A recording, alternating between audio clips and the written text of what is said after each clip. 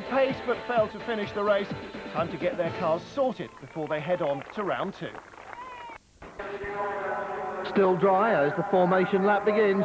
A good moment to recall that in the only dry practice on Friday morning, no less than 32 of the 37 starters had been below 1 minute 57.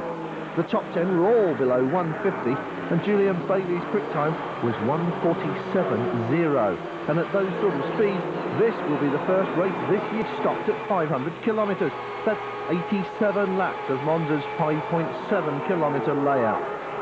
At warm-up speeds, it'll be 2 hours 50, but at Friday's pace, this will only go a little way past 2.5 hours.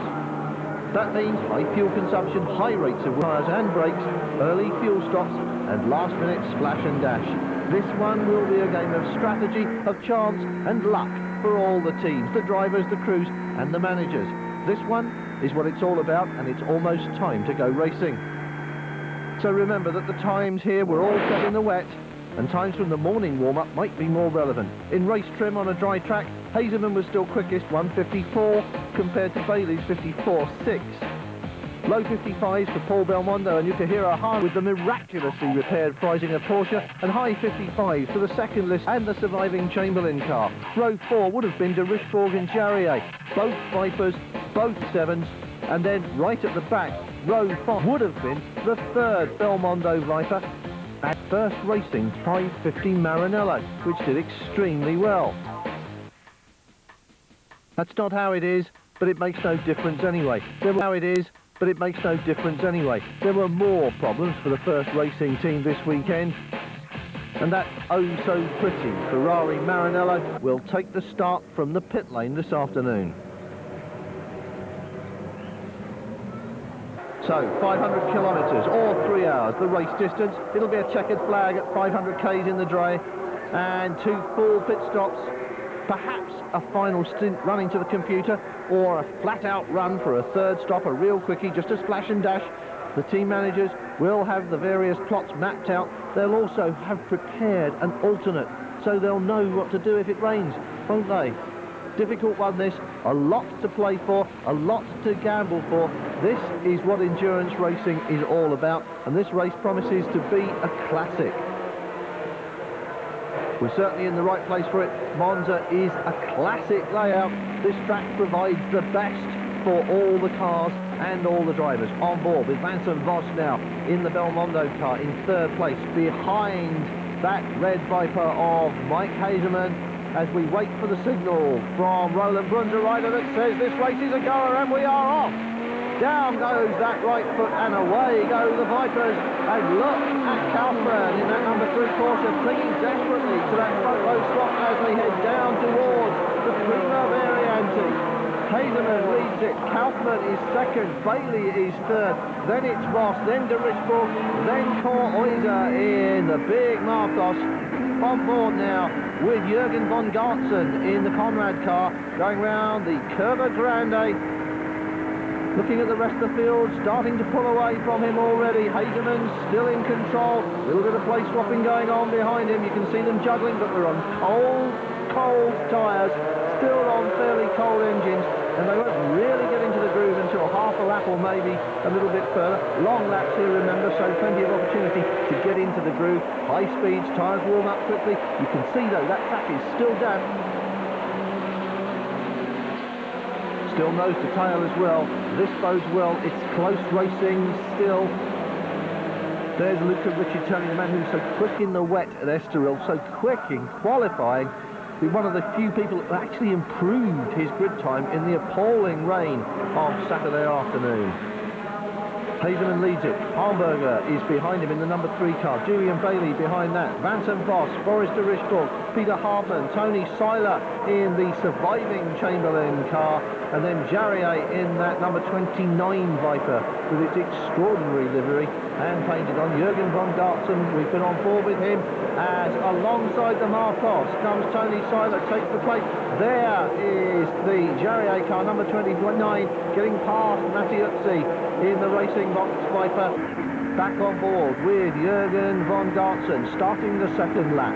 Still damp, you can see, but this track is definitely drying, and it looks as though it's going to stay dry. Into the chicane, hard on the brakes. This is really tough on brakes. Coming down from top speed, right down through the gearbox, very slow through the chicane. 2 goes at this one, remember, goes left, right, and those NGT cars hopping across the curbs, back on board in the number 5 car, the Conrad GT2 Porsche, really at the limit of development now. Hazeman in the Viper, in front and apparently in control. There's the second of the Vipers, and there's the Chamberlain. Oh, they touch!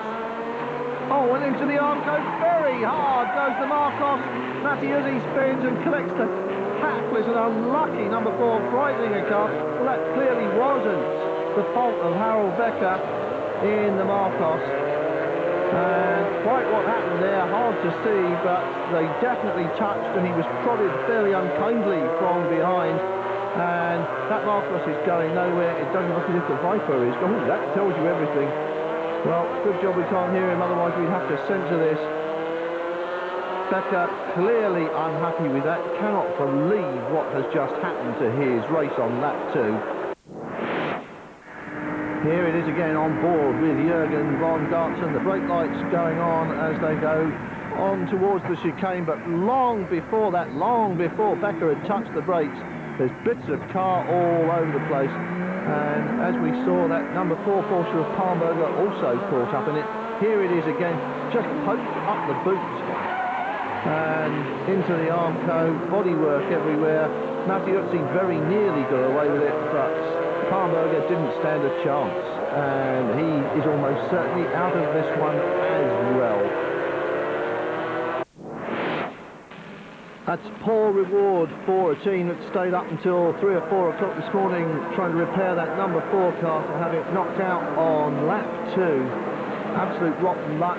We're back with the leaders, Hazeman from Palmberger, Julian Bailey, Vincent Voss, Boris de Richburg, then Peter Harman in the second of the listers. And there's Palmberger trying to get back to the pits with what looks like half a car. Unlikely that they can do much with that. Almost certainly the geometry's out. There's definitely nothing you can do with either of those. And at least they're being polite to each other. But you can see that Becker doesn't think it was his fault. And you can see that Mattiuzzi thinks that he was weaving about on the straight. Well, he wasn't really. Terrible bad luck for Marcos as well, just when things were going so well for them. Hazeman braking late with the Porsche right behind him, pushing hard. In comes his teammates. They're ready to do what they can, but that one, they think, is destined for the pit box and no further. Hazeman still leads it. Kaufmann in the number 3 Porsche, still behind him on a track that obviously suits the Vipers very well as Bailey comes under attack.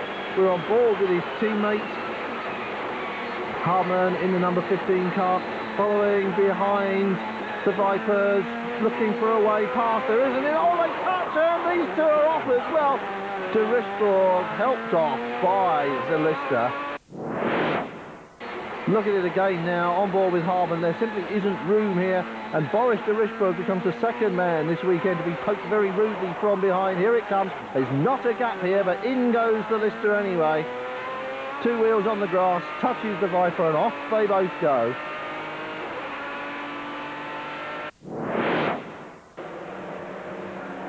Race leader Hazeman enjoying a quiet life up front, were he not being persecuted at the moment by Wolfgang Kaufmann, who's doing exceptionally well in a Porsche which seems very, very much better shape now than it was 2 weekends ago at Estoril. Really bang on the pace and looking very good indeed. Oil flag out, there's debris on the ground here from the little contretemps with the Marcos and the Racing Box Viper.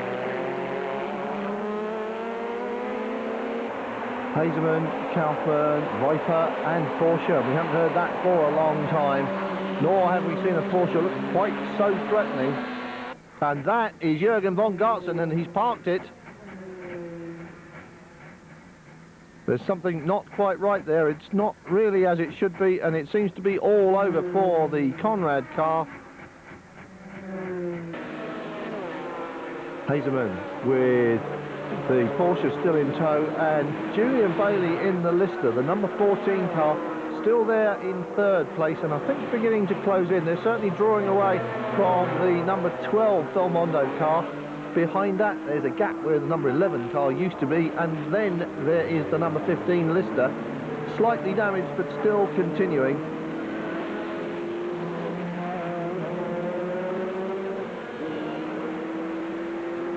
Coming out onto the front straight from Parabolica, endless front straight, all the way up through the gearbox, flat out heading towards the chicane. And Hazeman in the Car Sport Holland car, looking very comfortable in the lead, and the Viper riding the curves very nicely. The Porsche gets a little bit of lift and almost takes flight. But this is looking very good indeed for Hazeman. He's looked threatening ever since the team arrived with this ex-Orica car, ex-Orica engineer as well, and he really is working it hard. I think Wolfgang Kaufmann is losing touch, and it's certainly true that Julian Bailey appears to be getting closer. Vincent Voss in fourth place, hanging on in there, but slightly further back, I think, than he was before. The race hardly got into its stride yet. We've had lots and lots of drama already. And it's now settling down to a scrap at the front between these three, because the Belmondo car's definitely dropping away. So it's Hazeman in the lead. Here's the NGT leader, Luca Riccitelli, going as well in the dry at Monza as he did in the rain at Estoril.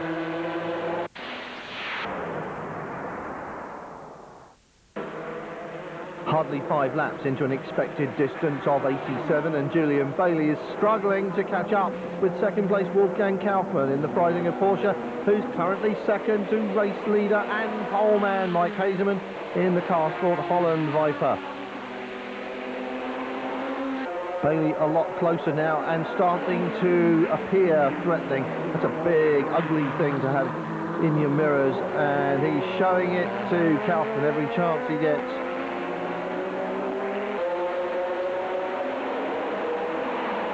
Very difficult to concentrate now for Kaufmann. He's got to drive his line and try and stay out of the Lister's grasp.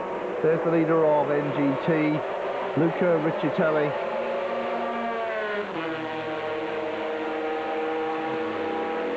Ran well in Estoril from the back of the grid to be second by the time the race was brought to that premature close.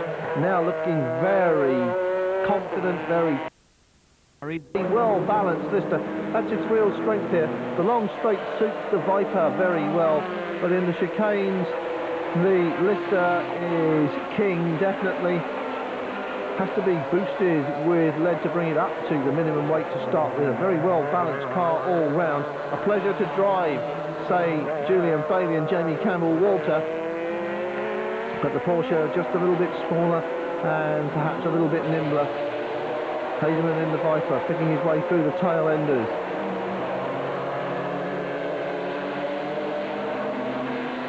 Bailey waiting for his opening, looking for an opportunity. Remember that he is carrying 60 kilos of ballast, which is the equivalent to a fair-sized human being. So it's almost as if he's got a passenger on board. That's the penalty for wins in the opening 2 rounds. So it's perhaps not as handy as it might have been. Not so quick to accelerate, have to brake a little bit sooner, just a little bit heavier in the turns. But the astonishing rejuvenation of the Porsche continues for Wolfgang Kaufmann and the Freisinger team. New engine fitted to the car this weekend. That seems to have done... Oh, that's a disappointment. Out goes the first racing Maranello. The race hardly getting into its stride, and it's parked it. This is the battle for second place in NGT, and we'll say battle with a capital B. This is a scrap indeed. Tim Sugden in the MK GTC car, just being passed by Michel Neugaard. He got caught out in Estoril. He was biding his time for a 3-hour race, and when the flag dropped, he wasn't really ready, nor was he where he wanted to be. going to set the balance straight this weekend, they hope. And now, oh dear, nursing the Porsche through the turns, and here we are in turn 1, and number 60 in the gravel there. Looks to me as if it is beat and isn't going anywhere. Julian Bailey still persecuting Wolfgang Kaufmann, but not really making much of an impression. Kaufmann tried it on with Hazeman earlier on. He's had to let that one go and settle for defending himself at the moment. And that always slows you up, and of course it slows up the man behind you if he can't find room to get past. The fact that you're driving a defensive line takes a little edge off your lap times, and the danger for both of them is that Hazeman will be getting away.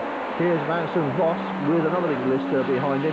Well, that's the scars left by the number 11 car as it was helped aside in Parabolica by Peter Hardman, and doubtless Vincent Voss will be very keenly aware of that as he studies it in his mirrors. Well, the other thing that can happen when somebody's chasing you hard from behind is that you carry that fight forwards, and it may well be that Kaufmann, being pressured by Bailey, is closing on Hazeman, forced to put on speed. Remember, fuel consumption is going to be an issue here on board with Vincent Voss. As the Lister gets through cleanly, no mistake here, little bit of tail end slide there as he gets on the gas, but a nice clean pass this time. Remember, fuel consumption will be an issue. Everybody here trying to drive to a plan, but if they're obliged to drive harder, then all the pit stop strategy has to be readjusted as a result. In among the NGTs are your race leaders. 25, it's Mike Hazeman. Second place, 3, Wolfgang Kaufmann. Third place, 14, Julian Bailey in the Lister. Hazeman on the right of the picture in the big red Viper. Car Sport Holland.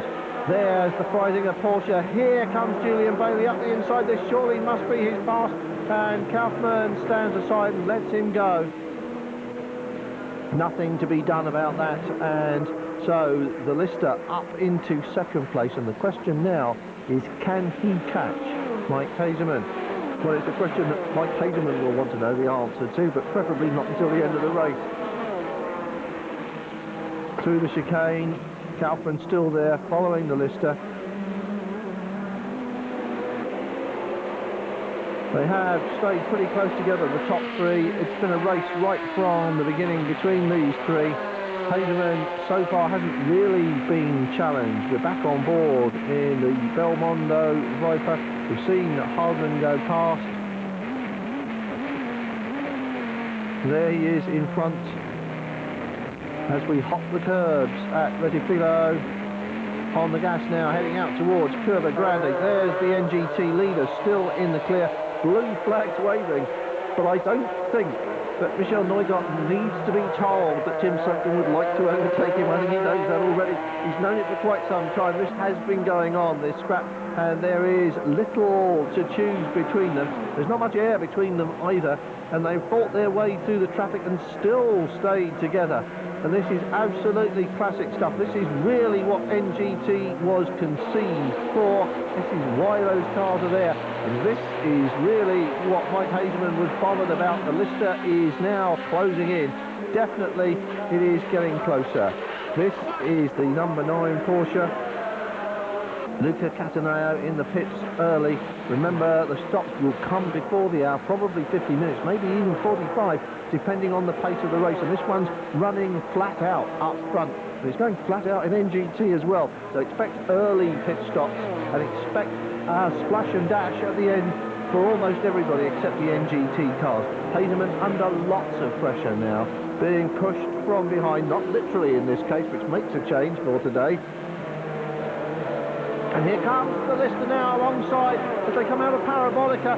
Bailey's on the gas hard. The Viper's got the speed. Bailey hopes he's got the drive. He's got the line for the chicane. They've got traffic. The Ferraris are staying out of the way. And it looks like the Lister is through. Hazeman has lost it, and Julian Bailey has got the lead. A perfectly executed pass. He knew the Viper was quicker on the front straight, but he got the push out of Parabolica, used the Lister's balance in the corner to get the gas down hard, and you saw the way Peter Harmon's tail end was twitching, or rather his car's was, earlier on when he tried the same sort of thing going past the Belmondo car. So you know what a fine piece of work that was from Julian Bailey, especially with all that success ballast on board. Really pulled off a fine pass to grab the lead, and now what he wants to do is consolidate, get away, ease away from Mike Hazeman in the Viper if he can, and then start to think about fuel consumption and taking it gently.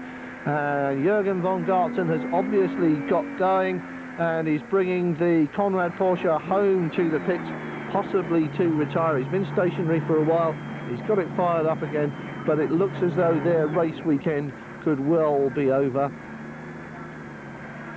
Stops outside the pit, and now the consultation begins. What exactly was the problem there? Two leaders in one picture. Richard Tully coming towards you, leads NGT. Behind him, the headlights reflecting on the tarmac, is the leader of GT, and the overall leader, that's Julian Bailey, about to lap the NGT leader as he comes down the front straight past the pit board that tells him he's still in front, because the other two are still quite busy behind him. Now the Lister is going to move on and pass that very shortly, perhaps at the end of this coming lap. That front straight saw the gap halved as the Lister used its speed. But we've seen how handy the Porsches are in the pits. That's Cassaday's Porsche though, in the box. An engine problem for him and retirement on this Sunday afternoon. They're still at it.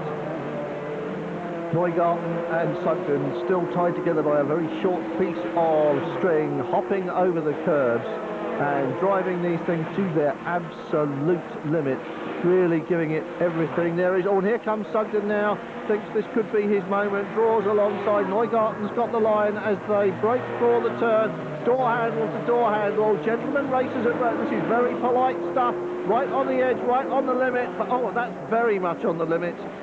Nico Viet has hit the Armco at Rettifilo very hard indeed, the end of his afternoon, and you can see he can't even get out to that side. A crane will be employed and that will be parked safely to one side, but it's all over for them. As you can see, he's very annoyed with himself, just done a stop-go penalty for hopping over the chicane. Those two still doing it. Side by side now, Sugden still in second place.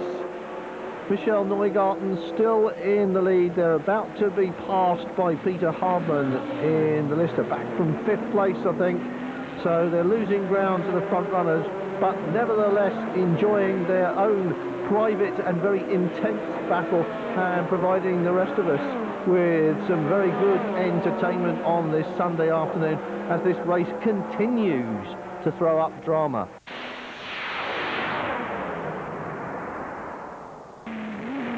This is lap 25, less than 1/3 of the full race distance, and the scheduled fuel stops have already begun. The number 3 Porsche of Wolfgang Kaufmann, which had been holding an excellent 3rd place, has already been in for tyres and gas and a change of driver. And now in comes Vincent Voss from what had just become 4th place as a result of the Freisinger pit stop. They'll almost certainly be changing tyres. Monza very abrasive and very hard on tyres. And so fuel in first, driver swap gets in, Vincent Voss comes out. Tyres are ready. And that is the number 15 Lister coming to a halt. Well, he was dodging from side to side, trying to slosh the fuel around if there is any. It's run dry. He's not going to make it round the last lap before his fuel stop, and the strategy, you can see, running on a knife edge, has just gone wrong. When the race is run at intense pace, then the consumption is slightly more than you think it is. This can be the result. You live on the knife edge, and the price is failure. And Peter Hartmann has run out of fuel. And there's Nicholas Springer waiting to get in, but he won't be getting in because the car is not coming. It's stopped out on the track and it's just not going to happen. In comes the teammate though. This is Julian Bailey stopping from the lead as these two continue their scrap up front. moving towards the front of the overall leaderboard as well, because the pit stops are going to change everything. The NGT cars will stop later, may even stop only once, depending on their consumption and strategy. So Julian Bailey swapping out while the other car is pushed aside. Julian Bailey hands the number 14 car over to Jamie Campbell-Walter.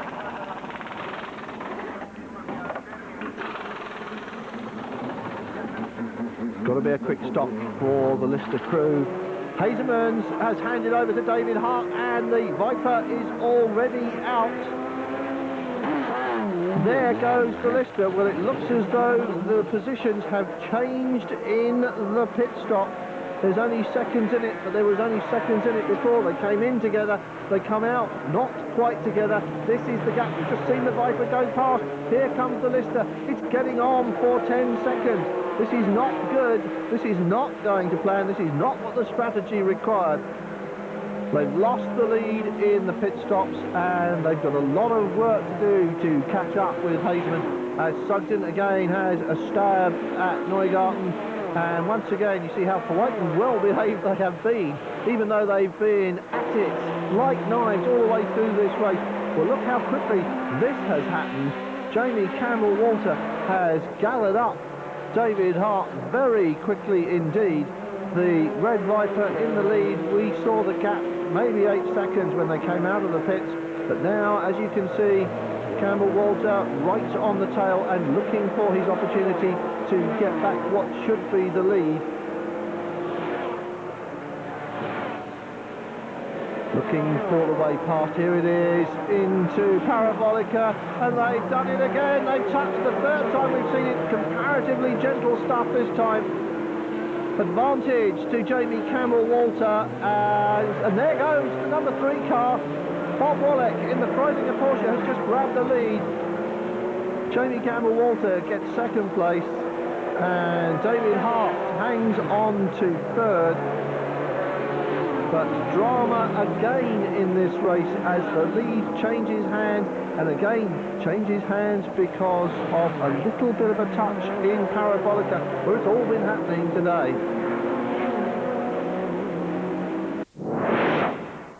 Here it is again. The Lister comes out, looks for the gap. David Hart shuts the door. They touch. The Viper spins, and the Lister manages just to stay out of trouble. Racing incident, very difficult to call it from here, and impossible to lay the blame. NGT leader in the pits. A late first stop. Luca Riccitelli has done an excellent job in the first stint, and hands over now to Willems. See them swapping places. Here is Bob Wallach, brilliant Bob, in the lead of this race at Monza, but not for much longer, because Jamie Campbell-Walter just nipped through on the inside of Parabolica. Bob Wallach was watching Walter Brun in the Chamberlain car, and whoop, through went the Lister. Now look, starting to pull out a lead already as they go down the front straight.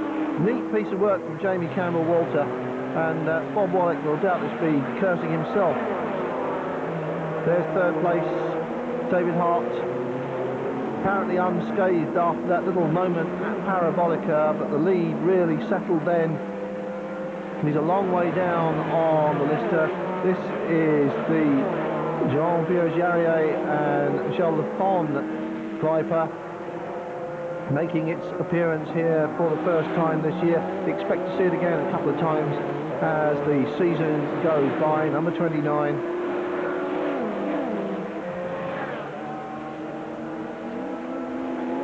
And number 12, of course, the Belmondo Viper, now handled by Paul Belmondo after the pit stops. And this is another scheduled stop for the Freisinger car. Bob Wallach hands over to Wolfgang Kaufmann. Wolfgang Kaufmann will probably finish the race. They'll come in for another stop. Depending on the fuel consumption, it'll be a splash and dash, and the driver will stay in the car almost certainly. There is your NGT leader. That's all changing NGT, running to different strategies. That is Nigel Smith. Michel Neugarten has handed over and they've come out in front of the number 77 car, which Luca Riccitelli had kept in the lead until the pit stop, so it's all change in NGT as well.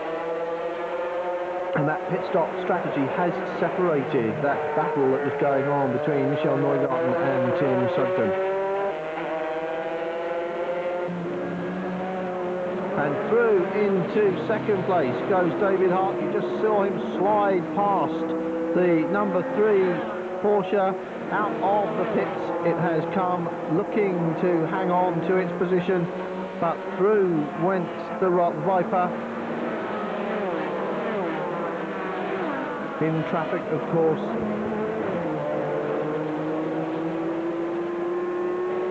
And again, oh dear, that is was the second of the Belmondo cars, now being towed out of the gravel, having gone in fairly solidly. So just one Belmondo car left in the race somewhere. That is the number 10 car. And after a good start in the opening 2 races, it's disappointment at Monza.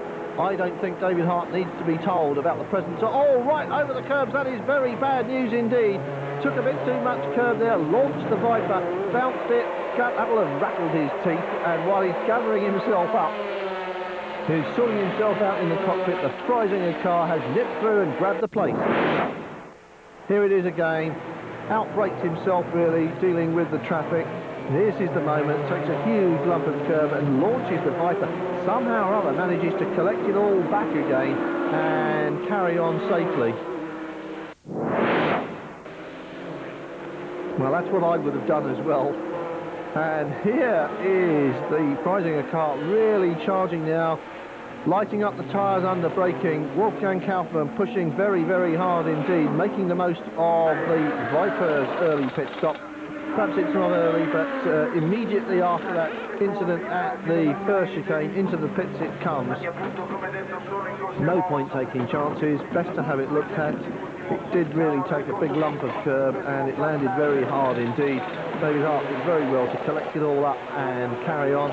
Brings it back, hands it over to Mike Haseman for the final stint of the race.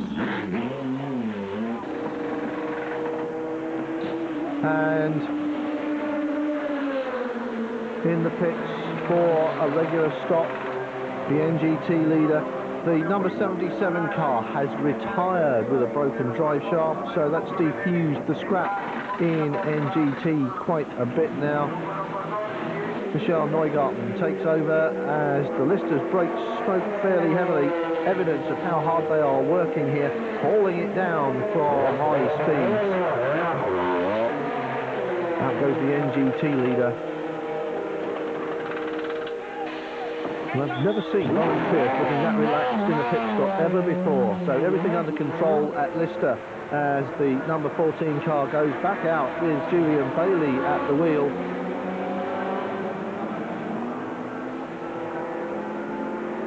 Well, everything running according to plan, and a little bit of dust in the chicane. Somebody else has taken a big bit of curb here.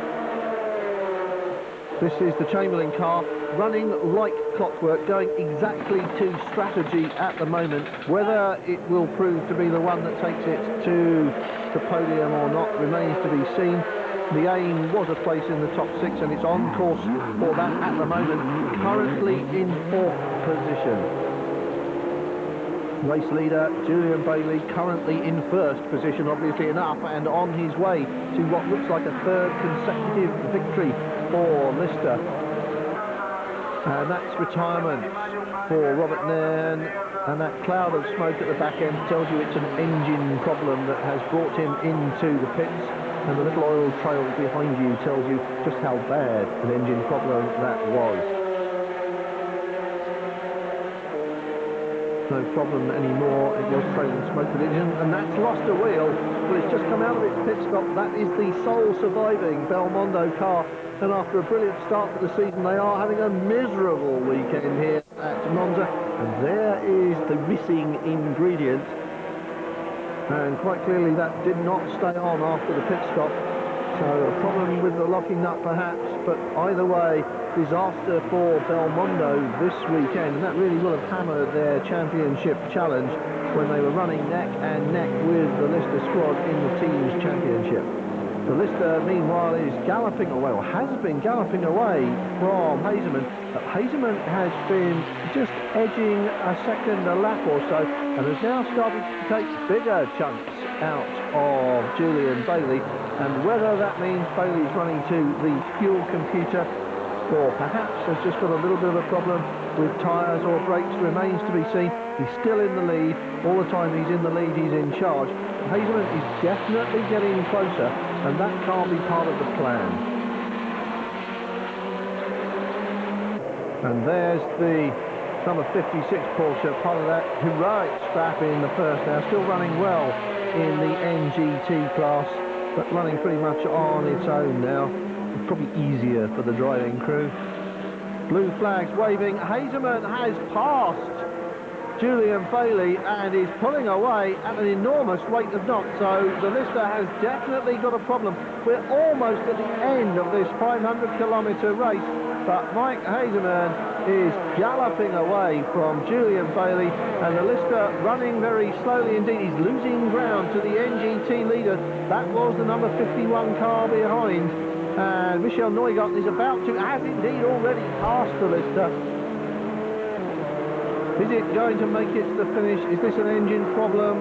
What is wrong with the Lister? It has pulled out an enormous lead. There were only 3 cars on the same lap. But now, look at this, the Car Sport Holland crew so confident with about half a dozen laps to go that they've come in for a splash and dash, take no chances with the fuel. They got that much of a lead over the Lister in such a short space of time. Yes, that's enough, let's go. Mike Hazeman anxious to be on with the job, no matter what the stopwatch tells you, he wants to be up there on the track. Neugaert, who ran the first hour so well with Tim Sugden, on his way to collect the win in NGT, but it looks as though we're going to have our second winner of the year in GT, and it's going to be Mike Hazeman. Cross your fingers that there are no problems in the few yards remaining to him. The checkered flag is ready, and after a spirited pursuit of the Lister while they were both running to a fuel consumption strategy, Mike Hazeman has put the hammer down in the closing laps, made that brief trip into the pits for the fuel he needed, carried on and claimed a first win in the GT series. What a fine second place for Wolfgang Kaufmann and Bob Wallach, surviving all the misadventures around them to give Porsche its best result of the season so far. Third place is a result with a capital R, a testament to the strength of the lead the car had got before it hit problems, and the team will definitely be happy with that, especially since championship rivals Belmondo scored a bit of a duck today. Both championship challengers sidelined before the checkered flag, allowing Lister to pull ahead in the drivers' and teams' championship points table. There's a bit of a hiccup to the points table, as you can see from the different scores between the several teammates who share a car. The reason for that is very simple.